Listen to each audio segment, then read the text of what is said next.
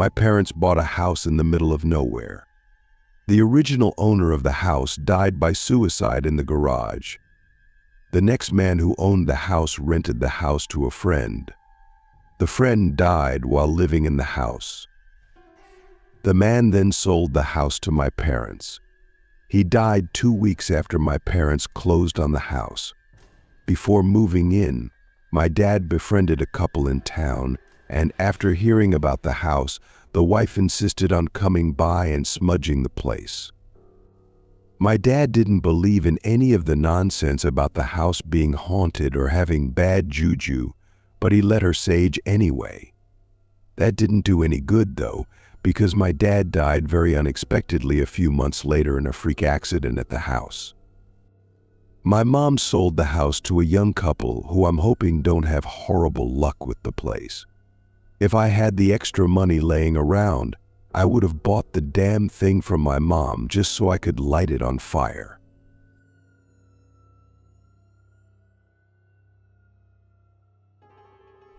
As a kid, I grew up on a street that was newly developed. There was a vacant lot across the road that led down a hill to a river. I had a recurring nightmare that me and my brothers were in the lot picking up rubbish. I'd get to the riverbank, look in the water, and a red demon traditional devil-looking character would drag me into the water to drown.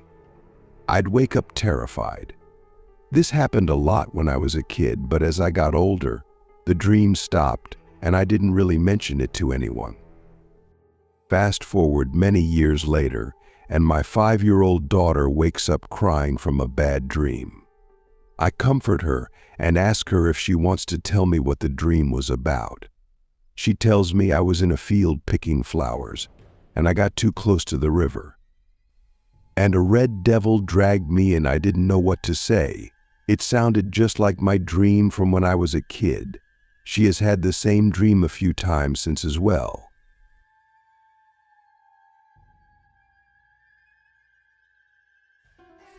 I have been a nurse for over 20 years. I've had plenty of weird, creepy experiences, but this one still chills me. I had 2 older patients that I was taking care of, one in room 304 and one in room 305. If there wasn't a wall between their rooms, their headboards would have been butted up to each other. The gentleman in 305 was completely non-verbal. He didn't talk. He didn't respond to any stimuli. His pupils were fixed and staring.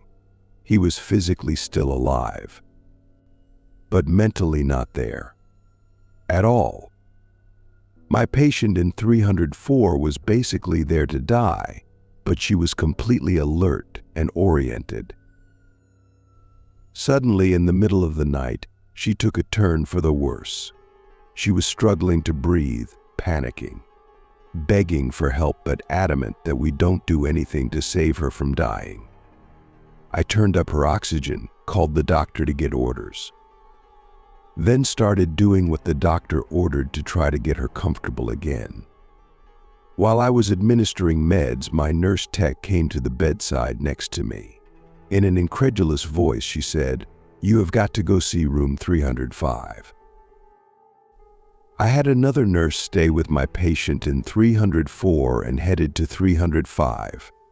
I heard him before I even walked in. He was singing in a loud, shaky but beautiful tenor, singing about meeting God at the pearly gates and going home. I slowly walked into the room and said his name. No response. He kept singing. I grabbed his leg. No response. Still singing.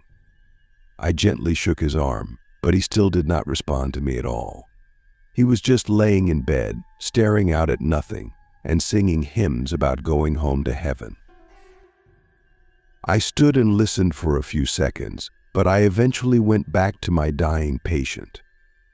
After about 25 or 30 minutes, she took her last breath. I set about doing all the things I needed to do after a death, but remembered my patient in 305. I went to his doorway, and all I heard was silence. I peeked my head in and looked at him. He was laying there, as usual, staring out at nothing, completely silent.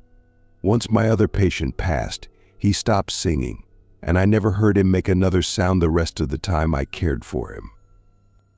I found the whole situation kind of beautiful, but it still freaks me out. My fiancé and I were in Nashville touring wedding venues. Afterwards, we visited Broadway and checked out the bars and live music, and were both a little tipsy. We called it an early night as we had to drive home to DC the next afternoon and went back to our hotel room around 7 p.m.